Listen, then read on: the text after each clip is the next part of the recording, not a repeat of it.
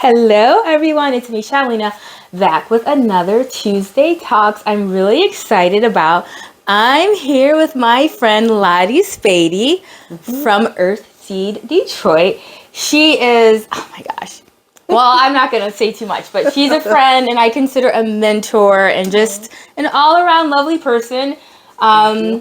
This might turn into kind of a longer conversation because I'm so excited to talk to Lottie. I'm here in her home.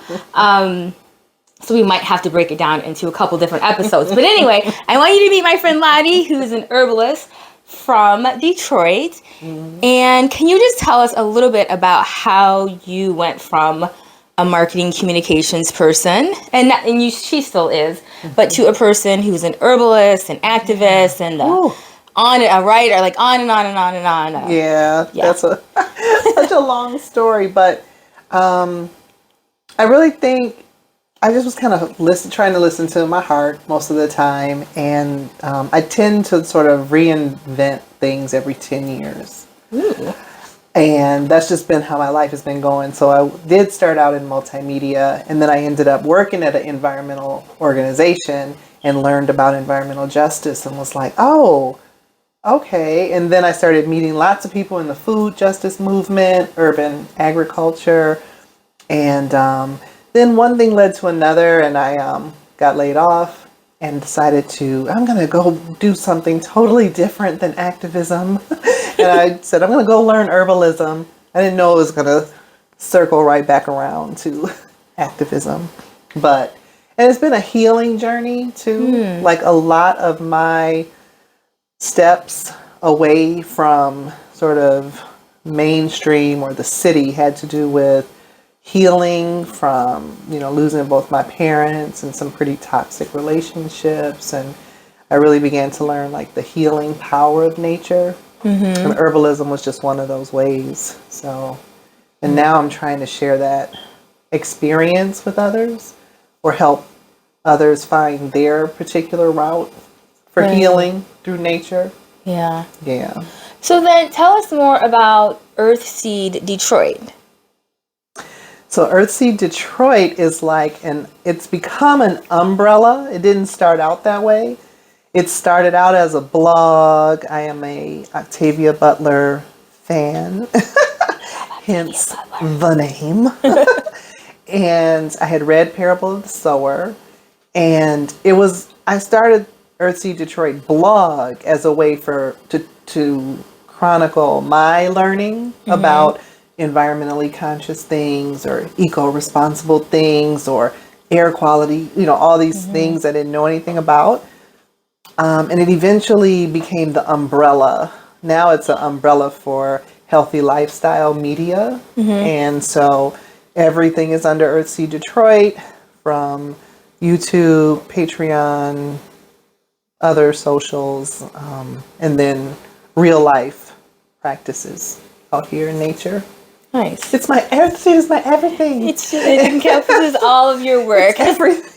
Because you're a practicing herbalist, right? You sell herbal remedies online. Do you see clients or? I do a lot of phone consultations. Okay. But it's not one of my, I haven't been hanging my shingle out, so to speak. It's just been a lot of adjustment since the way things have been going in the world over the past couple of years. Right. And I needed to regroup a bit. And I've been focusing more on education right now. A lot of folks have been asking for herbal classes.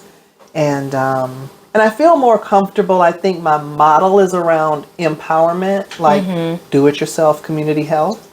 So teaching people how to, moms how to make respiratory syrups for their kids, or, instead of being that. Well, and that was the original kind of concept of being a doctor, right? The Latin word for it is to be a teacher. And to me, the best upstream version of this work, like you said, is teaching people to empower themselves and getting back to the kind of the old ways where every family group or village or tribe had someone within their own who was responsible for the health of their Right. family, and it was common, especially for these large families, that the mom or the grandmother or the aunt, like there was someone there that you turned to for first for your health needs. Like you didn't have to go to an outside source. Right.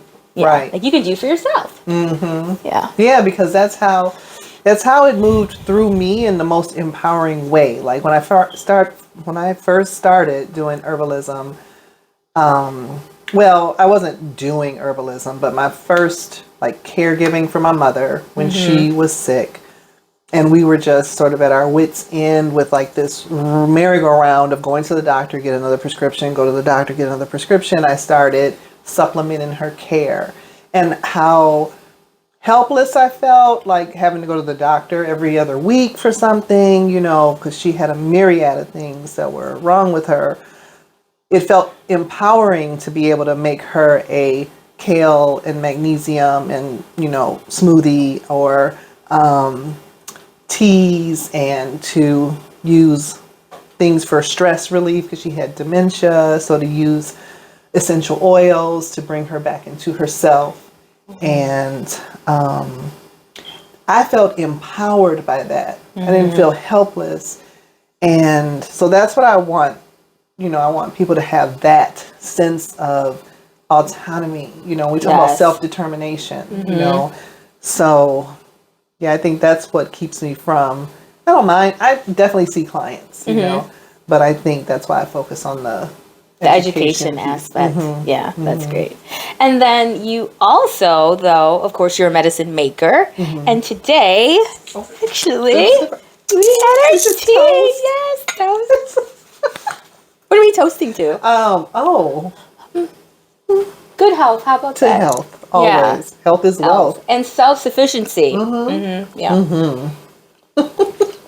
This is a great blend. I had some earlier, and I loved it. And so I said, I need to know what's in it and what this blend is called. And do you sell it on your website? And why did you choose those herbs? Lots of questions I have. You can answer one or all of them. Well, we already talked about how this is sort of a house blend of two different blends that I make the most. So I'll just talk about one of them, which is the restoration tea. Because it's already blissing me out. I had one extra sip, and now am I even here? That's probably the oat straw. Oh, right? Is it the oat straw? Well, oat straw has B vitamins. It's a nervine tonic, and it's good for the nervous system. So all those B vitamins probably are like. Okay. See, I've actually never used oat straw in my practice, or I'm not familiar with it. So that's a great one to talk about. I love oat straw. So I'm going to talk about this tea blend in particular because, again, a lot of the herbalism I do, this is from personal experience. So taking care of my mother, popped a disc in my neck. I had a bulging disc. I mean, it was really, really bad. Like if I had taken a wrong fall, I could have been paralyzed from the neck down. Whew. Where the doctors were like, you need to come to surgery right away. So afterward, and this was when I was like about 40, I remember I was always achy. My body just hurt all the time. And I was like, is this what 40 is like? Maybe this is what it's like. Oh, Lord. And then after I started taking it's not what 40 it's not. But just to show how foundational nutrients we're usually deficient in, because when I started studying, like with Jim McDonald and taking these herbalism classes, I started learning about nettles, oat straw, burdock root. People get tired. I'm sure, I don't know, people get tired of me talking about those three. You'll be all right.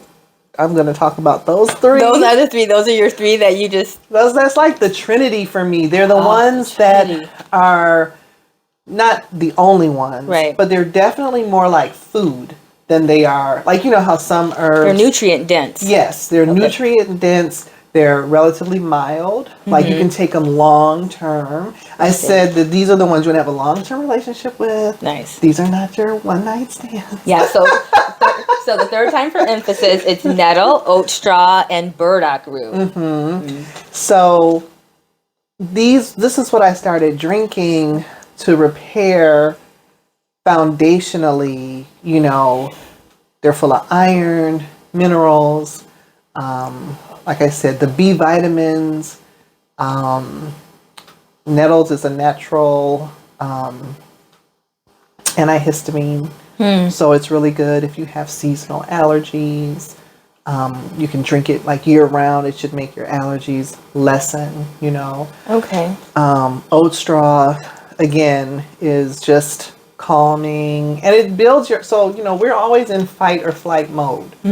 Always, like always. And that's not how we were made to function. We're not, I mean, life has us like that. And honestly, we're always stressed out.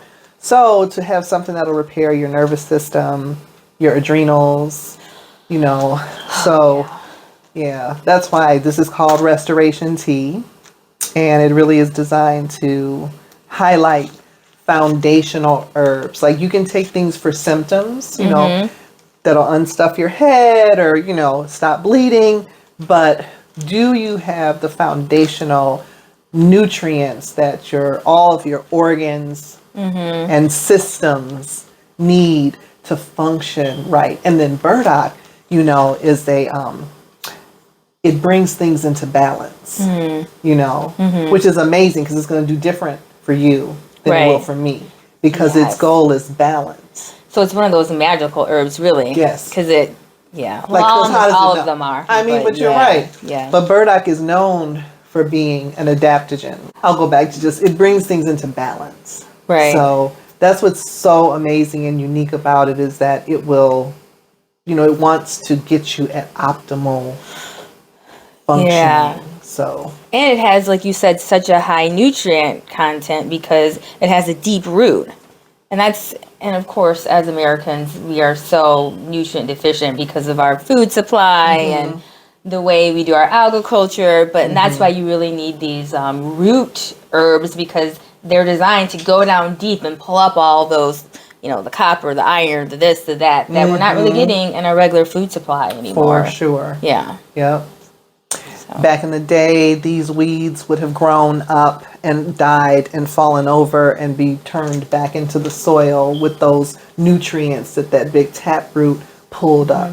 Or monocropping and then the fertilizers that we create don't even have as complex of a profile that we put into the soil. We'll put something real simple in that's still really making it not as robust as it could be. Right, like putting nitrogen in instead of comfrey, which has nitrogen. It's a nitrogen fixture. It has all these other things as well. Exactly. Yeah. Yep. So that's another back to the old ways.